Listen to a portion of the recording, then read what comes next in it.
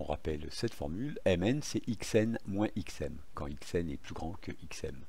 Ici ça s'écrit 5 moins 2 égale 3. Ça fonctionne aussi si xm est négative, on obtient 5 moins moins 1 égale 6. Et même si les deux abscisses sont négatives. Voici la situation, deux points A et B dans un repère, J est leur milieu, et on se demande quelles sont les coordonnées de ce milieu, en fonction de celles de A et de B. Et on va obtenir en fait ces relations ici, xj égale demi-somme des abscisses, ordonnée de j demi-somme des ordonnées.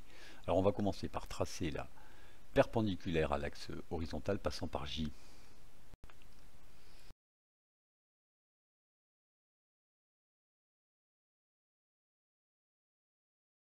Ici toutes les droites sont verticales, donc théorème des milieux.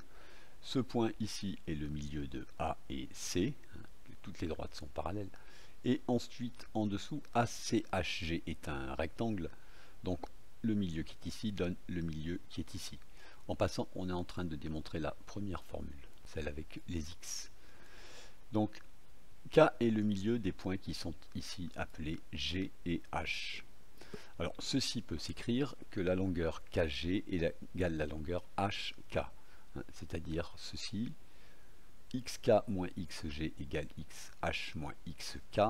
Alors on ajoute xg des deux côtés, puis on ajoute xk des deux côtés, et on divise par 2. On a obtenu ceci, xk c'est xg plus xh sur 2. Bon, on le sait bien, hein, si on a 9 et 11, on a deux notes, la moyenne c'est 9 plus 11 divisé par 2, hein, le milieu ici. Alors maintenant, en fait, xk ce n'est autre que xj, et xg et xh ne sont autres que xa et xb. Donc on a bien démontré cette formule.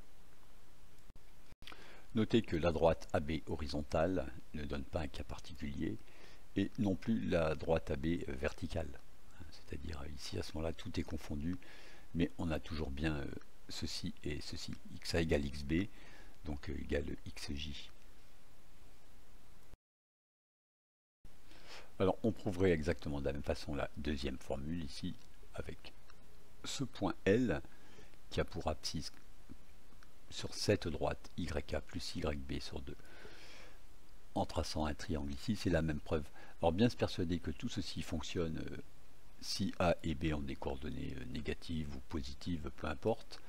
Il reste une dernière chose à voir, c'est si A est à droite de B sur notre dessin, les calculs ici sont complètement inversés, mais en revanche on a toujours xk égale xh plus xg sur 2. On a seulement partout des nombres opposés ici.